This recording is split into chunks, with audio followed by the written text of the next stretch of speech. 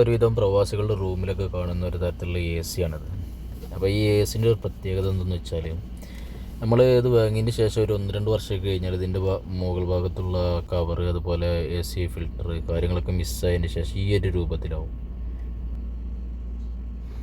ഈ ഒരു കോലത്തിലായ പിന്നെ ഇതിൽ ചളിയും പൊടിയൊക്കെ പിടിച്ചിട്ട് കൂളൻ്റ് തണുപ്പ് കുറഞ്ഞു വരും.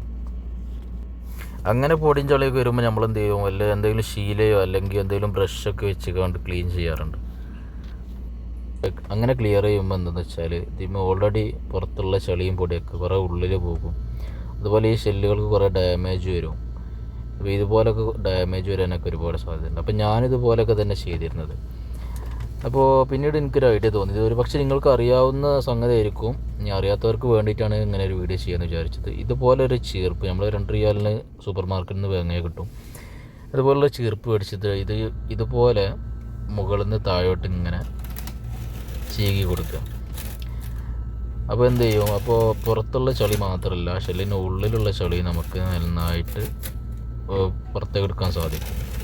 അപ്പോൾ ഇതുപോലെ ചെയ്തവരുണ്ടെങ്കിൽ ഒന്ന് കമൻറ്റ് ചെയ്യുക. ഞാനൊന്ന് ഒരു ഐഡിയ നോക്കിയതാണ്, ഇത് എനിക്ക് വർക്കൗട്ടായി. അത്യാവശ്യം നല്ല രീതിയിൽ തന്നെ പുറത്തും അകത്തുള്ള ചളി നമുക്ക് കിട്ടുകയും ചെയ്തു. അതുമാത്രമല്ല, ഇതിന് മുമ്പ് ഇതൊക്കെ നമുക്ക് കിട്ടിയ ചളിയാണ് കേട്ടോ.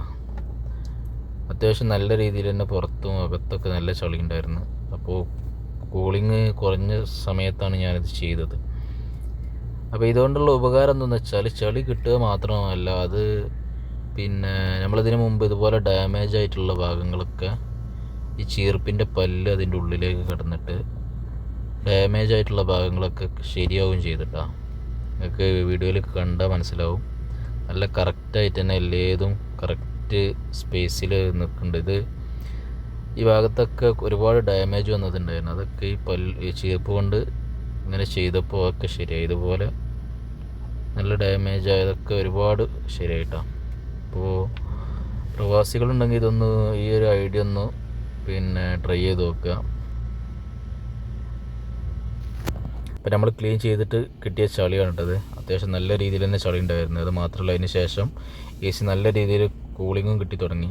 അപ്പോൾ ഇതിന് മുമ്പ് ഇതുപോലെ ചെയ്തവരുണ്ടെങ്കിൽ ഒന്ന് ജസ്റ്റ് കമൻറ്റ് ബോക്സിൽ വരിക. അപ്പോൾ ഇതിൻ്റെ ദോഷങ്ങളും ഗുണങ്ങളും അറിയാവുന്നവരുണ്ടെങ്കിൽ അതൊന്ന് കമൻറ്റ് ചെയ്യുക. ഓക്കെ, വീഡിയോ ഇഷ്ടപ്പെട്ടാൽ ചാനലൊന്ന് സബ്സ്ക്രൈബ് ചെയ്യുക. Okay, thank you.